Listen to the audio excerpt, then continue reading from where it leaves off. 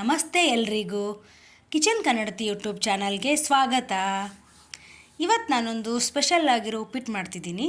ಅದನ್ನು ಮಾಡೋಕ್ಕೆ ನಾನು ಬೌಲಲ್ಲಿ ಮೀಡಿಯಮ್ ರವೆ ತೊಗೊಂಡಿದ್ದೀನಿ. ನೀವು ಬೇಕಾದ್ರೆ ದಪ್ಪ ರವೆ ಬರುತ್ತಲ್ಲ, ಬನ್ಸಿ ರವೆ ಅದಾದರೂ ತೊಗೋಬೋದು, ಇಲ್ಲ ಜವಿಗೋಧಿ ರವೆ ಅಂತ ಸಿಗುತ್ತೆ ಅದಾದ್ರು ತೊಗೋಬೋದು.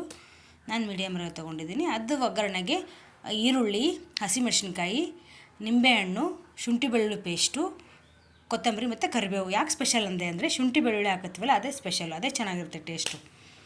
ಮತ್ತು ಅದನ್ನ ರವೆನ ಇವಾಗ ಹುರ್ಕೊಳ್ಳೋಣ ಚೆನ್ನಾಗಿ. 1-2 ಸ್ಪೂನ್ ಎಣ್ಣೆ ಹಾಕ್ಬಿಟ್ಟು ಆ ರವೆ ಘಮ ಬರೋವರೆಗೂ ಹುರ್ಕೋಬೇಕು. ಅದು ಸ್ವಲ್ಪ ಕಲರು ಚೇಂಜ್ ಆಗುತ್ತೆ, ಒಂದು ಸ್ವಲ್ಪ ಕೆಂಪಾಗುತ್ತೆ, ಬ್ರೌನ್ ಸ್ವಲ್ಪ ಚೆನ್ನಾಗಿ ಹುರಿದ್ರೆ ಅದು ನಿಮ್ಗೆ ಗೊತ್ತಾಗುತ್ತೆ, ಕಲರು ಚೇಂಜ್ ಆಗುತ್ತೆ, ಹಾಗೆ ಸ್ಮೆಲ್ ಬರ್ತಾ ಇರ್ತದೆ, ಆ ಘಮ ಬರುತ್ತೆ ರವೆ ಹುರಿದಿರೋದು, ಆಗ ಗೊತ್ತಾಗುತ್ತೆ ರವೆ ಹುರಿದಿದೆ ಅಂತ. ಇವಾಗ ನಾನು ಅದನ್ನು ಚೆನ್ನಾಗಿ ಹುರಿದಿದೆ. ಈಗ ಅದನ್ನು ಒಂದು ಪಾತ್ರೆಗೆ ತೆಕ್ಕೊಂಡು ಈಗ ಒಗ್ಗರಣೆ ಮಾಡ್ಕೊಳ್ಳೋಣ. ಒಗ್ಗರಣೆಗೆ ನಾವು ಇವಾಗ ಕಡಲೆಬೇಳೆ, ಉದ್ದಿನಬೇಳೆ ಅಂತೂ ಹಾಕ್ತೀವಿ ಉಪ್ಪಿಟ್ಟಿಗೆ. ನಾನು 1 ಸ್ಪೂನ್ ಕಡಲೆಬೇಳೆ ಹಾಕ್ಕೊಂಡೆ, 1 ಸ್ಪೂನ್ ಉದ್ದಿನಬೇಳೆ ಮತ್ತು ಶೇಂಗಾ.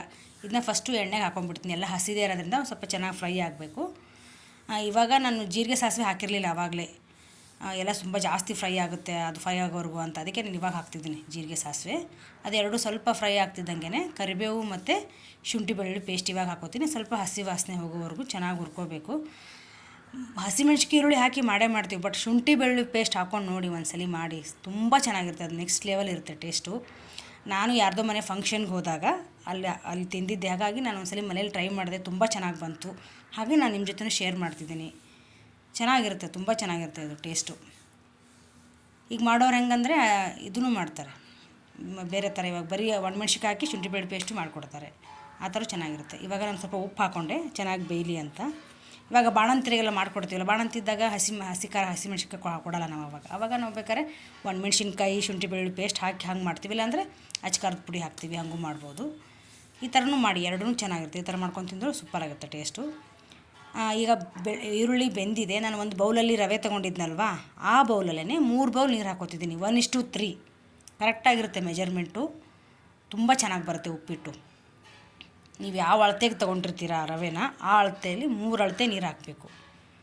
ಈಗ ಇನ್ನಲ್ಲಿ ಉಪ್ಪು ನೋಡಿದೆ, ಸ್ವಲ್ಪ ಕಮ್ಮಿ ಅನ್ನಿಸ್ತು. ಇವಾಗ ಮತ್ತೆ ನೀರು ಕುದಿಯೋಕ್ಕಿಂತ ಮುಂಚೆನೇ ಒಂದು ಸ್ವಲ್ಪ ಉಪ್ಪು ಹಾಕ್ಕೊಂಡೆ, ಮತ್ತು ಒಂದು ಅರ್ಧ ಟೇಬಲ್ ಸ್ಪೂನ್ ಸಕ್ಕರೆ ಹಾಕ್ಕೋತಿದ್ದೀನಿ. ಸಕ್ಕರೆ ಹಾಕ್ಕೊಂಡ್ರೆ ಚೆನ್ನಾಗಿ ಬರುತ್ತೆ ಉಪ್ಪಿಟ್ಟು ಟೇಸ್ಟು. ನೀವು ಬೇಡ ಅಂದರೆ ಸ್ಕಿಪ್ ಮಾಡ್ಬೋದು.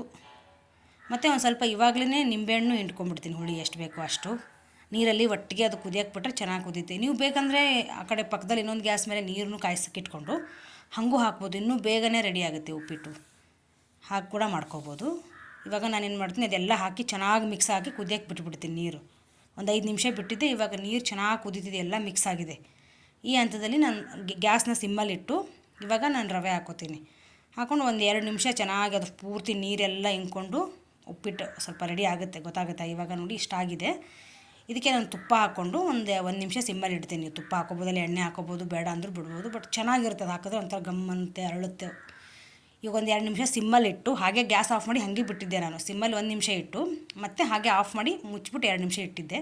ಈಗ ಒಂಥರ ಮಲ್ಲಿಗೆ ಹೂವು ಅರಳ್ದಂಗೆ ಆಗಿದೆ ಉಪ್ಪಿಟ್ಟು, ಅಷ್ಟು ಚೆನ್ನಾಗಿ ರೆಡಿಯಾಗಿದೆ. ಮೇಲ್ಗಡೆ ಕೊತ್ತಂಬರಿ ಸೊಪ್ಪು ಹಾಕ್ಕೊಂಡು ಒಂದು ಬೌಲಲ್ಲಿ ಈ ಥರ ಡೆಕೋರೇಟಿವ್ ಆಗಿ ಸರ್ವ್ ಮಾಡಿದ್ರೆ ಉಪ್ಪಿಟ್ಟು ರೆಡಿ ಆಯಿತು. Thanks for watching.